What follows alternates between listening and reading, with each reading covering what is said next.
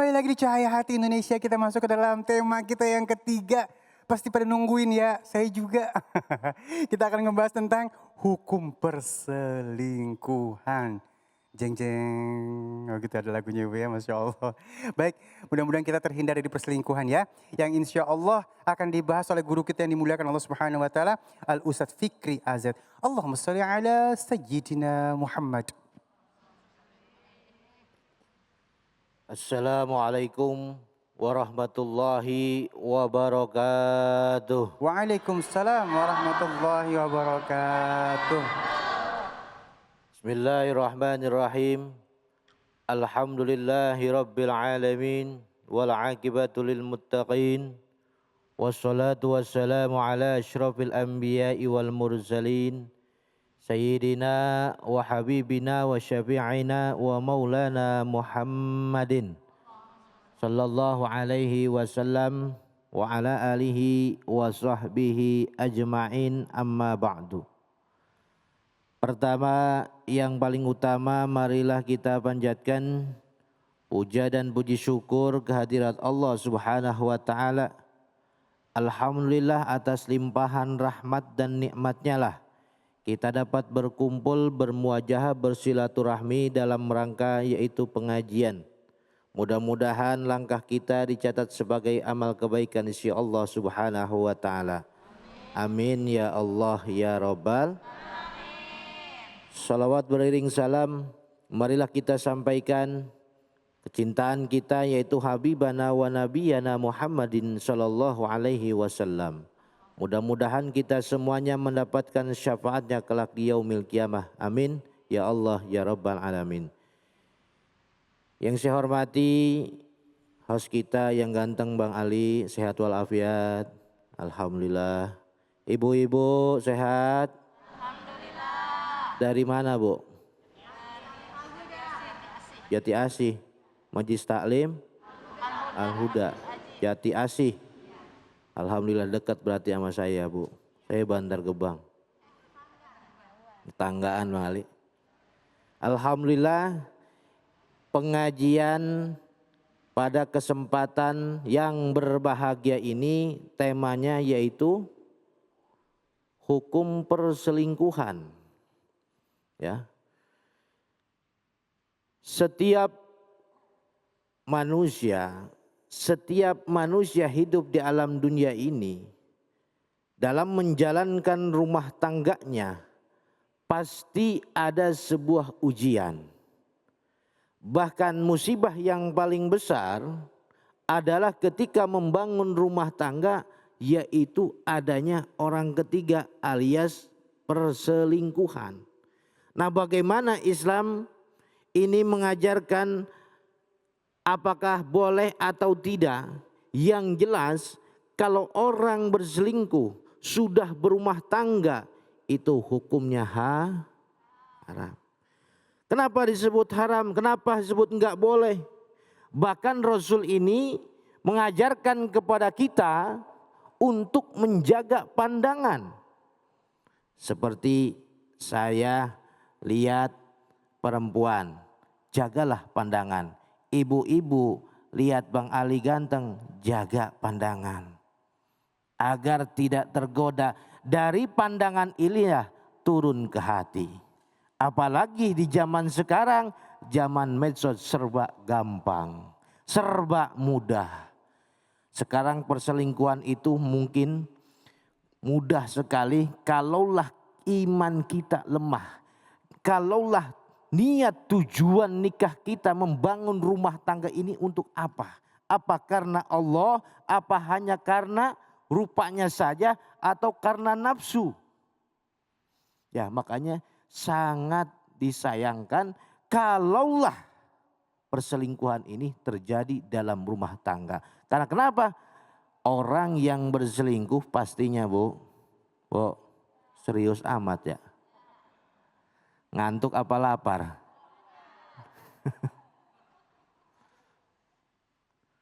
Orang yang berselingkuh baik itu suami ataupun istri biasanya banyak faktor. Ada yang persoalan ekonomi, Ada yang persoalannya dari digoda oleh orang lain atau dia sendiri yang menggoda. Ada yang ketemu di medsos, ya. Banyak kejadian di berita-berita sampai viral, banyak. Ketemunya di medsos dan lain sebagainya. Dan ternyata Rasulullah Shallallahu Alaihi Wasallam itu memerintahkan kepada kita untuk menjaga pandangan. Ini besar sekali manfaatnya. Karena orang yang sudah berselingkuh itu pasti dia melakukan beberapa dosa besar. Naudzubillah summa naudzu. Apa dosa diantaranya? Orang yang berselingkuh pastinya ia selalu berkata dusta atau bohong. Orang yang berselingkuh pastinya ia suka khianat. Orang yang berselingkuh pasti ia menyia-nyiakan keluarganya. Orang yang berselingkuh pasti mendekati perbuatan zina. Satu di antara dosa yang dilakukan oleh perselingkuhan, walaupun tidak diketahui oleh pasangan atau keluarganya, orang yang berselingkuh tidak ketahuan, Allah tetap tahu. Allah akan cabut keberkahan dalam rumah tangganya. Kalau sudah Allah hilangkan keberkahan dalam rumah tangganya, maka dalam rumah tangganya suram, rumah tangganya sempit, rumah tangganya serba aut-autan. Tidak tenang, tidak ada sakinah, tidak ada kenyamanan, tidak ada ketenangan. Bahkan keberkahan rezekinya dijauhkan oleh Allah Subhanahu wa taala. Allah angkat. Naudzubillah summa naudzu. Jadi itu satu. Orang yang berbuat perselingkuhan selalu berkata bohong. Sedangkan orang yang berkata bohong, dusta, dalam sebuah hadis baginda Rasulullah Shallallahu Alaihi Wasallam dikatakan termasuk tanda-tanda orang munafik tempatnya di mana? Fidarkil asfal, yaitu neraka yang paling keraknya. Yang paling keraknya. Kalau zaman nyantri emang nungguin kerak. Kalau lagi kita masak keliwet tuh, keraknya enak. Kalau keraknya neraka. Nah, ayatul munafiki salasun. Tanda-tanda orang munafik kata Nabi ada berapa? Tiga. Yang pertama idza haddasa kadzaba, yang pertama apabila ia berbicara ia berdusta. Wa idza wa'ada akhlafa, dan yang kedua apabila ia diberikan apa? Ia berjanji ia ingkar. Wa idza tumina khana, dan yang ketiga apabila ia diberikan amanah ia khianat. Nah, orang yang berselingkuh masuk ketiga kategori. Ia pasti berdusta, enggak mungkin jujur. Lihat di WhatsApp, "Amah itu WA siapa?" "Yo, ini teman Mama Arisan." Ditulisnya mah Ibu Ani, padahal mah itu Bang Ucok. Wah, kalah-kalah zaman sekarang. Kok tahu Ustadz, emang pengalaman? Lah kagak, ini mah katanya begitu. Ya, padahal itu nomor WhatsApp apa? Laki-laki misalkan, atau sebaliknya itu WhatsApp perempuan. Dibilangnya Bang Ucok. Ya, padahal mah pasti buka WA-nya, kok Bang Ucok mesra banget ya. Tuh zaman sekarang, zaman medsos, makanya benar kata Kiai tadi, hati-hati dalam menggunakan medsos. Ya. Idza hadatsa kadzaba, apabila ia berbicara pasti berdusta. Tidak akan mungkin jujur. Ketika dusta tersebut terlalu dilakukan, bohong dan bohong, tetap Allah tahu. Allah tahu. Walaupun pasangan kita tidak tahu. Yang kedua, yang dilakukan orang yang berselingkuh, yaitu ia suka khianat.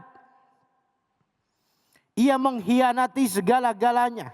Mengkhianati kepercayaan pasangannya. Semuanya berkhianat. Kepercayaan, kasih sayang, tanggung jawab, semuanya khianat. Sedangkan orang yang hianat termasuk tanda-tanda orang munafik. Tanda-tanda orang munafik. Ya, itu yang kedua. Ia berkhianat kalaulah ketika diberikan amanah. Ya, seorang pasangan ada amanahnya masing-masing. Ibu punya amanah dari suami. Suami pun punya amanah dari istri. Semuanya akan dipertanggungjawabkan oleh Allah Subhanahu wa taala. Ya. Semuanya akan dipertanggungjawabkan oleh Allah Subhanahu wa taala. Yang ketiga, yaitu orang yang berselingkuh, pastinya ia mendekati kepada zina. Zina mata, ya. Zina mata, zina ucapan, zina pendengaran, pikiran, apalagi naudzubillah sampai kontak fisik.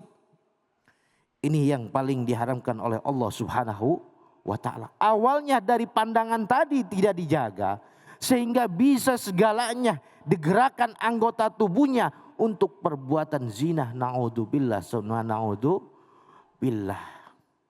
Jadi itulah, ya. Jadi itulah pemirsa, bahwa dalam membangun rumah tangga agar terhindar daripada perselingkuhan ini, jaga kepercayaan karena Allah. Masya Allah, terima kasih guru. Memang perselingkuhan ini bisa terjadi mungkin karena ada syahwat yang berlebihan ya. Iya, Ada yang menarik, ada yang ditarik, ada yang gangguin, ada yang mau diganggu. iya, Nah kalau misalnya udah begitu kasihan yang pasti ada yang disakiti guru ya. iya, Nah kalau udah disakitin jadi PR bakalan kayak kertas yang udah diremek-remek nggak bisa bersih lagi. Jadi mudah-mudahan kita semua terhindar dari perselingkuhan ya guru ya, ya. amin ya Allah. Ada yang bilang gini, daripada lu selingkuh mendingan lu udahin sama gua. Iya, Iya. iya sampai perceraian, Roy. Korbannya Iya. anak-anak ya sih. Heeh. Korbannya anak-anak ya, sehingga Heeh. perceraian tersebut timbul karena perselingkuhan tadi. Orang ketiga kalau zaman sekarang mah ya, orang ketiga. Karena orang yang berselingkuh itu pasti menyakiti bukan hanya sepihak saja. Keluarga mertua, keluarga besannya pasti ada yang Semuanya. tersakiti berbuat zalim itu. Iya. Baik, terima kasih guruku. Masya Allah. Ya Allah, aku berlindung dan kami semua berlindung kepadamu dari perselingkuhan ya.